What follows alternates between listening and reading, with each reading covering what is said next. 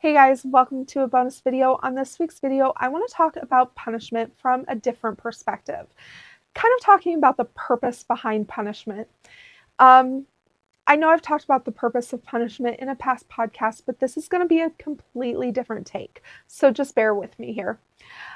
So I think that so many times we think about punishment as a penalty, as a consequence, as a way to kind of pay for our mistake or our behavior, to kind of, you know, go through that process so that we can feel that forgiveness, feel that reconciliation, come back into connection with our head of household.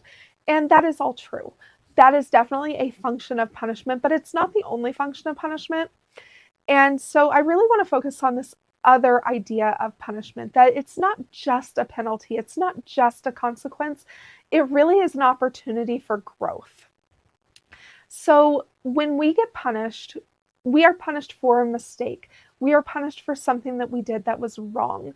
My last punishment was for being disrespectful.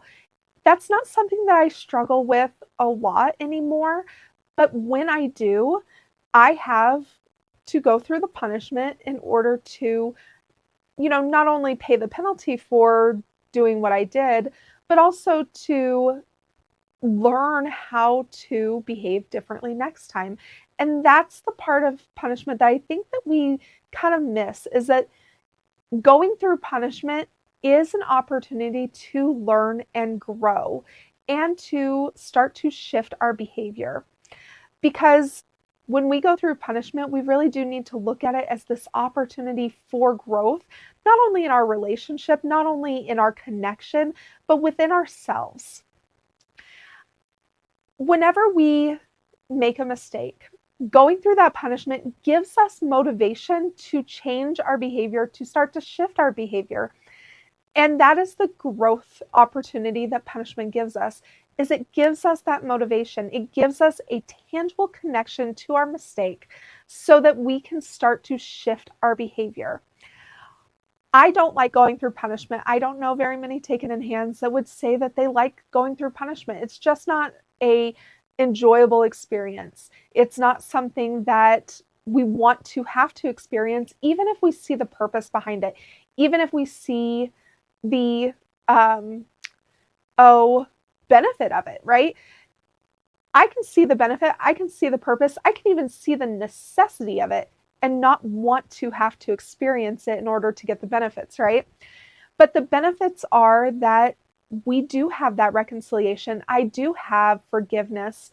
And I also have the ability and the opportunity to learn from my mistake.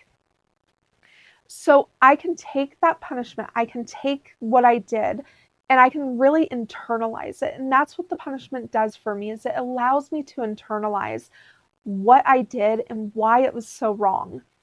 It gives me the opportunity to really reflect, self-reflect, and figure out what I need to do in the future. Now, part of the self-reflection does come from the preparation I do going into punishment. Kodo will sometimes require me to write an apology. Sometimes he doesn't require it, but I go ahead and I go through that thought process, because what writing out that apology or just going through that thought process does for me is it helps me recognize what I did, why punishment is necessary, but it also helps me to think through what I should have done and what I will do next time. And that is the part of the growth that punishment gives me, is really thinking about what should I have done differently? How could I have responded differently? How could I have reacted differently? And how can I do that next time? How can I avoid this punishment in the future by actually changing my behavior?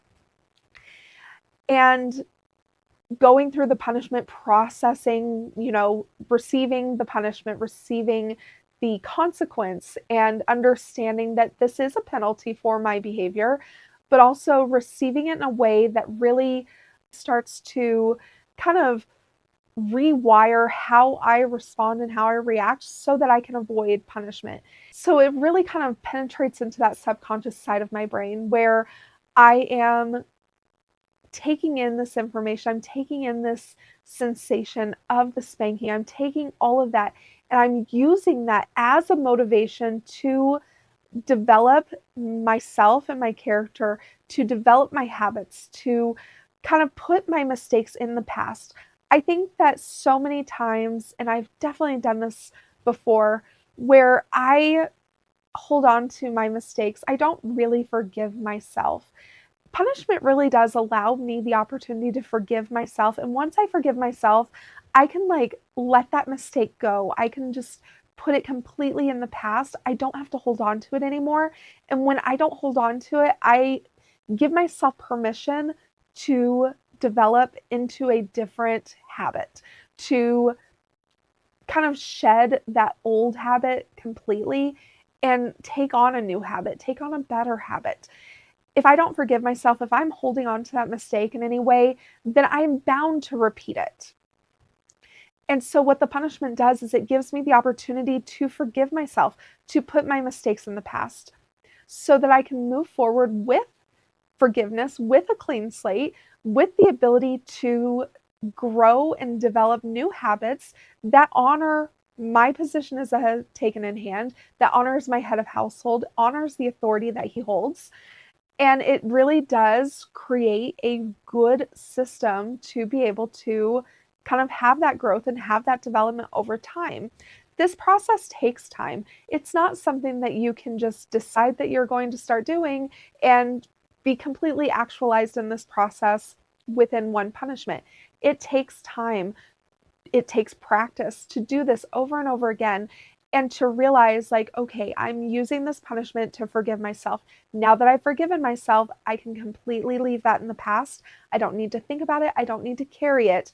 But what I can do is I can take this forgiveness, I can take this clean slate, and I can really write a better habit onto it. I can grow and develop into the person that I want to be, into the take it in hand that I want to be. I can be more intentional about my behavior and about the habits that I'm developing. I can be more intentional in that process because I'm not holding on to past mistakes. And so when you do that, that is growth. That is the part of growth that you experience through the punishment process. Because if you don't allow yourself to experience that forgiveness, if you don't connect emotionally to the punishment, then you look at it as just a consequence. You look at it as just a penalty. And when you do that, yeah, you go through it, you pay the price for what you did, um, but you're not really using the punishment to commit to changing your habits and changing your behavior. You're not using that as an opportunity for real growth. You're just doing it because, like, okay, I did this, and so this is going to happen. And then next time I do this, this is going to happen. And the next time, and the next time. You don't want to have that mentality surrounding punishment. You don't want to think about it that way. You really want to think through and realize, okay, I did this behavior. I'm going to receive this punishment. That is how this works. However, I am really going to recognize why this behavior was wrong and what I need to do next time. I'm going to really connect emotionally to this punishment. I'm going to feel the grief of my behavior and of my mistake. I don't even think that sadness or sorrow or remorse is strong enough. The only word strong enough that I feel like describes how you should approach your mistakes when you are being punished is grief. You should be grieved that you caused dissension in your relationship. You should be grieved that your mistake has caused disruption in your relationship.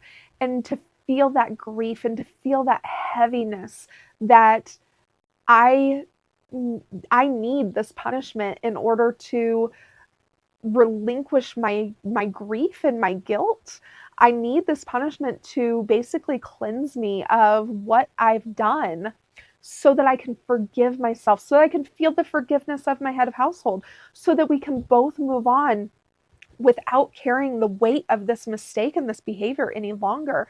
so that we can, have reconciliation, so we can have connection, so we can even deepen our connection. We need to go through this.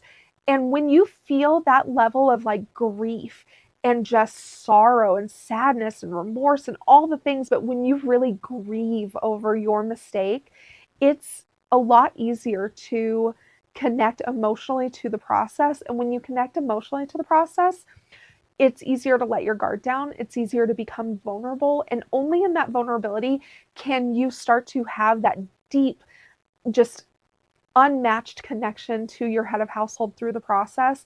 And when you have that connection, when you can both just have that forgiveness, you can feel the forgiveness from your head of household. You can forgive yourself. You can completely leave the mistake in the past. And then you can start to develop new habits, new skills, new behavior patterns. Over time, you will see tremendous growth. And that is really what punishment gives you. It gives you the opportunity to start to go down that path of seeing tremendous growth in you, in yourself, in your relationship, in your habits, in your connection. You're going to see growth in all of those areas because punishment gives you the opportunity to go through that process, to start having that growth in a very real and very tangible way. All right, guys, I hope that you enjoyed that. I hope that that resonated with you. Let me know if you enjoyed this, and let me know if you have any topics that you want me to cover for these bonus videos. I would really love your suggestions. And otherwise, we will talk to you next time. Bye.